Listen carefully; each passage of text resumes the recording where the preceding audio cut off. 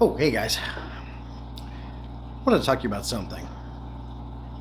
Can you take rocks and wood from nature and use them in your aquariums? Let's talk about it. Well, first I gotta find my towel. My arms are soaking wet working on these tanks. Where did I put the dang towel? Oh, you didn't see that. So, can you go out in nature and grab rocks? Because, when you go to the pet store, they're quite pricey. Next thing you know, you got a $200-300 bill when you're walking out the door thinking, I just spent that kind of money on something I can get in nature, a rock. Anyways, the answer to this question is yes. You can most certainly go outside and use any rock you want in your aquarium. My suggestion is to gather up the ones you want, whether it be river rock, flagstone, limestone, cereal stone, dragon stone, all that. Those last two, though, you can get in the store. Not something you're going to generally find out around your house. And once you get them all collected and you bring them in your house, put them in a bucket and 10% bleach mixture or peroxide mixture, let them soak in there, clean them up. Anything flaking on it, anything stuck to it, you want to kind of get that off, rinse it off, wash it off. Don't worry about dechlorinating the water when you're doing this. As a matter of fact, leave just using your tap water alone by itself is good because it's got your chlorines and chloramines in there. It's going to help kill off any maybe bad bacteria that could possibly be on them that you don't want. Leave it in there. Once you've got the stones all cleaned up and you've soaked them in the bleach or the peroxide a little bit, bring them inside. Give them one good rinse off. Make sure they're thoroughly rinsed and they're going to be good to go for your aquariums. Now, let's talk a little bit about, you hear about what rocks are aquarium safe and what rocks are not. Let's touch on that a little bit. Any of these rocks are fine. The only thing you're going to want to look at with some is some will buffer and raise your pH. Unless you've got African cichlids or certain fish that like a higher pH, you're going to want to be careful. Those rocks to look out for are going to be your Texas Holy Rock, your limestone. I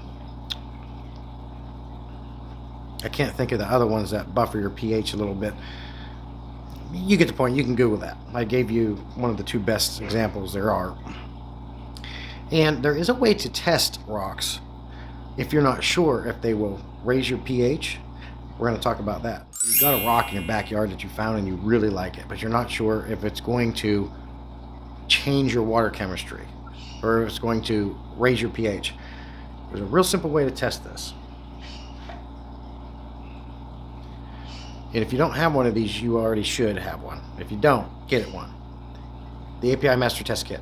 If you have it, pull the nitrate test out. There's an acid, there's hydrochloric acid in this. Take this and put a couple drops straight on the rock. If it fizzes and bubbles up, you know that rock has carbonate and bicarbonate in it, and that's going to buffer and raise your pH. If you put a drop or two on a rock and you have no reaction, you know that rock is going to be fine for your aquarium if you're not looking to raise your pH. But to answer the question simply, is it safe to get these things from outside in your backyard, at the beach, in the woods? Yes, as long as you clean them a little bit, disinfect them a little bit. Don't boil rocks. I always discourage boiling rocks because you have a high potential of them exploding, and you don't want that to happen. Somebody could walk by and get hurt if you don't hurt yourself. Be a little explosion in your house. How do you explain that to the insurance company? Yeah. Same goes for driftwood. I got 2 large pieces of driftwood in my tanks that I got from the Myrtle Beach Inlet in South Carolina from a friend of mine. I just brought them home, cleaned them up, soaked them. I pressure washed them off too. Got anything that might be falling apart or looks weird, cleaned off. And then I soaked them in my tap water in a 32-gallon garbage can because they were larger pieces. And after I did that for so long, in such a period of time, I pulled them out, gave them one more good rinse off and put them in my aquariums. They're in here to this day. They look great. I'll show it to you if you like. Yeah? You want to see them? Okay, here's one here. It's looking real good. It goes all the way up to the top, and I got that knitted octopus thing on there. Here's one of my 125 goldfish tank. Been in there a long time. Look at the algae on it. No ill effects from it. Riverstone, flagstone, slate, quartz, granite, limestone, cereal stone, dragonstone, river pebbles. All these things that you can find around your backyard, or even better yet, go to a rock quarry or a rock place. You can get it cheaper. Just got to put a little elbow grease into it. Cleaning a little bit of disinfecting, and you're good to go, and you're not paying those high, crazy prices you get at the pet store. So unless you're looking for a particular odd set of rocks that are black or fruity pebble colored stuff or whatever the case may be, obviously you're not going to find Sirius stone or dragon stone in your backyard or out in the woods.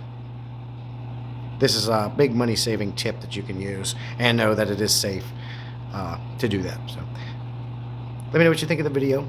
If you have any experience with this or bad experiences doing this, leave a comment below and share your experience with me. I'd love to hear it.